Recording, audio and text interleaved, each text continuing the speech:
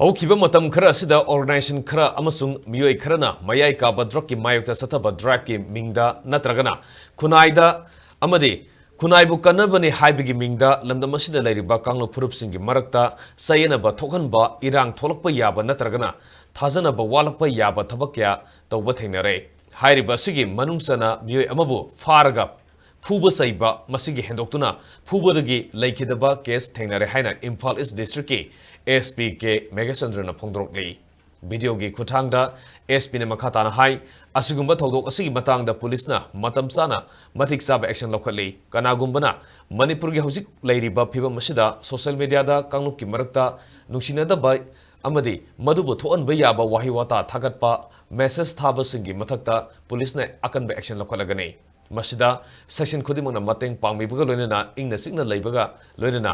ꯃꯗꯨꯕꯨ ꯇꯪꯗꯨ ꯂꯩꯇꯥꯕ ꯐꯤꯚꯝꯗ ꯄꯨꯔꯛꯅꯕ ꯍꯣꯠꯅꯕꯗ ꯃꯇꯦꯡ ꯄꯥꯡꯕꯤꯌꯨ ꯍꯥꯏꯅ ꯃꯤꯌꯥꯝꯗ appeal ꯇꯧꯔꯛꯂꯤ꯫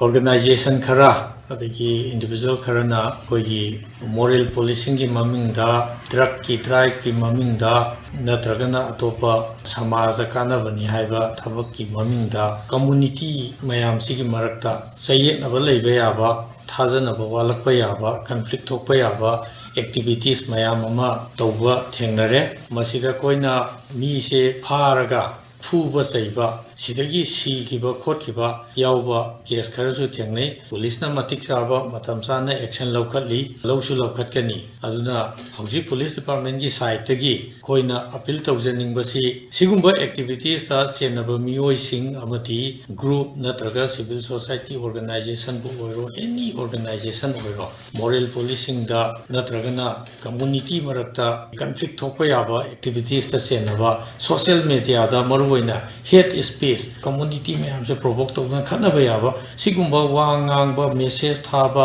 mayam ama tawribase sigi mathakta akanba action lawgani masida organization khudingma general public amadi individual khudingmakna cooperation pibiu aduga sigumba activities khudingmaktagi mayam pumnama khudakta topiduna state sida community mayam se peacefully leiminanaba honabada asobo mateng pangbiu adana appeal tawjari. Thank you.